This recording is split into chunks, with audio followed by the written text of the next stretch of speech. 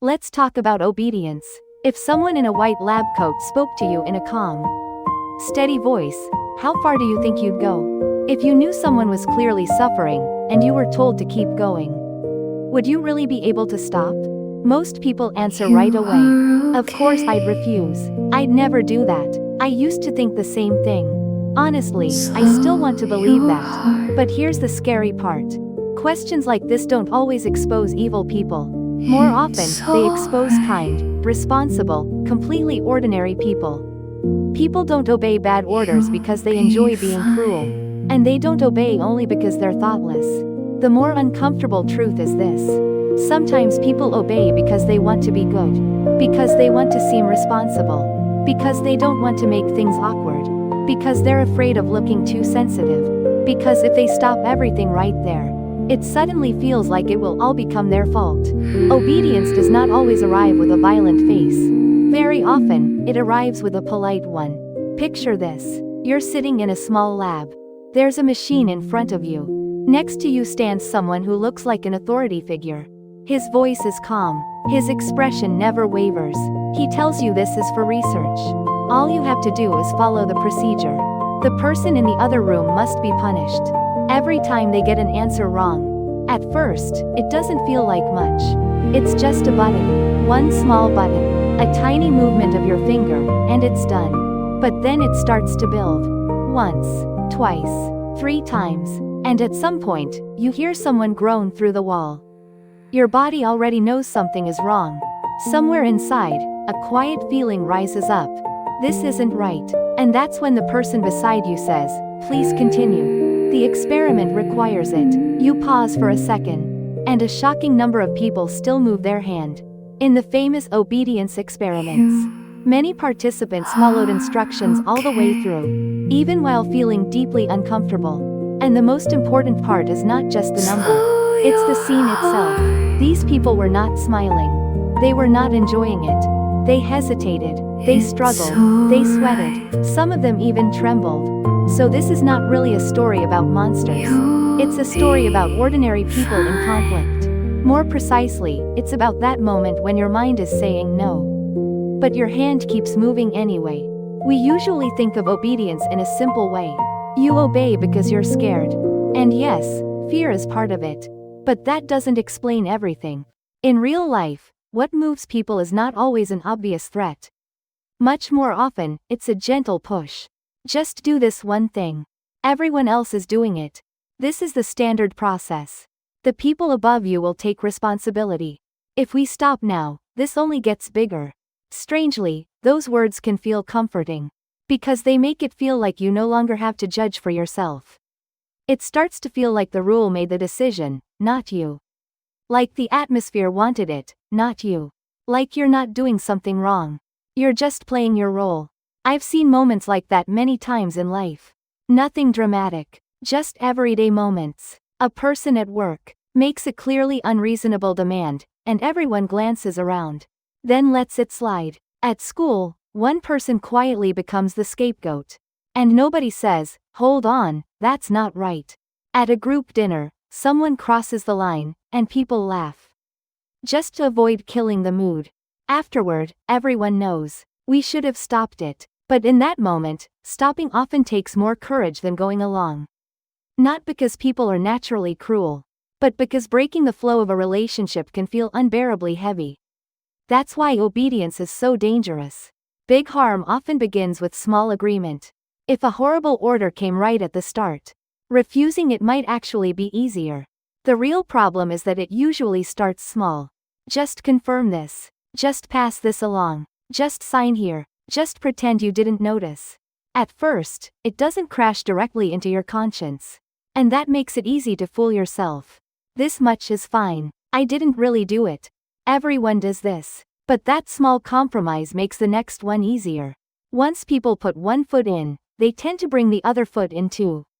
Because the moment they stop, they have to re-examine everything they already did. And people struggle not only with doing the wrong thing, they also struggle with admitting, I was wrong. And authority does not always wear a uniform. What we obey is much broader than we think. A person with a high title. A voice that sounds absolutely certain. Someone who looks like an expert. Someone with a huge following. Old rules, company culture, group habits, even the silence of the majority. Sometimes we don't obey a person.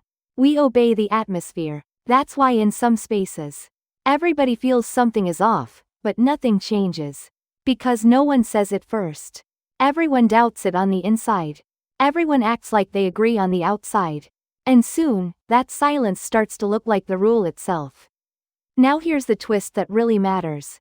When people submit to authority, they often do not feel like villains.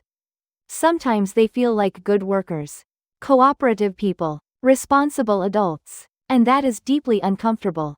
We want to believe evil always comes from bad intentions. That would make life easier. That person is bad, I'm not. But reality is much blurrier than that. Some people take part in harmful things because they believe it's for the organization, for the team, for the mission, for some bigger purpose. Some even feel like they're doing the right thing. So the real question is not just whether someone is a good person or a bad person. The real question is this: what am I rationalizing right now, and what name am I giving it? That's why this topic scares me. But strangely, it also comforts me. Because if obedience happened only because we were weak, there would be no answer. But if obedience happens because human beings are vulnerable to certain situations, then we can prepare for it. We are shaped by context. That does not erase responsibility. But it does mean this: the belief that I'm not the kind of person who would do that will not protect me. In fact, that belief may be the most dangerous one. Because the people who say, "I would never," often notice their own drift the latest. So when are we most likely to obey? First, when responsibility gets blurred. When it's unclear who made the decision. And you feel like you're just passing something along. It becomes easier to cross the line. Second, when the order is broken into small pieces. If it's not one big choice, but a series of tiny yeses, people often lose track of how far they've gone. Third, when the other person is calm and completely certain. People are quick to mistake confidence for truth. Fourth, when the room is quiet. If no one raises a problem, you start wondering if you're the only one being too sensitive. And fifth, when the goal sounds noble. For research, for the company, for the team, for safety, for results. The bigger and better the purpose sounds, the less people question the method. At this point, you might be thinking, so are we all really this easy to shake? Yeah, to some degree, we are. But that admission is exactly where it starts. The first defense against obedience is not a strong personality. It's awareness. The awareness that you can be pulled too. Honestly, I think people who know their own weak spots often hold up better than people who just see themselves as strong. Because they catch the warning signs sooner. Oh, I'm handing my judgment over to someone else right now. Oh, I care more about the mood than what's right. Oh, I'm uncomfortable, but I'm acting like I'm fine. And in real life, resistance usually does not begin with some huge heroic speech. Very often, it begins with one short question. Wait, why is this necessary? Who is responsible for this decision? Does the person affected know about this? Is there another way? Who decided this rule we're all treating like it's obvious? Those questions don't have to sound aggressive. Actually, calm questions are often stronger. Authority is at its strongest when people don't ask anything. Which also means the moment questions begin, authority has to explain itself. And if possible, don't try to hold the line alone. People get weaker in isolation. But even one other person can change everything. Yeah, I thought this felt off too. That one sentence carries enormous power. A lot of people stay silent in the face of unfairness not because they agree, but because they think they're alone. That's why resistance is not only about courage. It's also about connection. When one person speaks first, someone else can finally speak too. You probably have a memory like that. A moment that comes back late at night. Why didn't I say anything then? Maybe it hits you in the shower. Maybe while staring out a train window. Maybe out of nowhere. And when that happens, we usually judge ourselves too quickly. Why was I like that? Why was I so weak? But I want to look at that memory a little differently. Maybe it's not proof that you're a bad person. Maybe it's a signal that next time, you'll wake up faster. Once people face their own silence honestly, They often stop a little sooner the next time they see the same kind of moment. The opposite of obedience is not mindless rebellion. Resistance is not just blurting things out and being harsh. The real opposite is the ability to think for yourself. The ability to look at what is being said, not just who is saying it. The ability not to follow simply because everyone else is. The ability to accept the consequences of your actions as truly yours, all the way through. Without that, people slip very easily into someone else's certainty.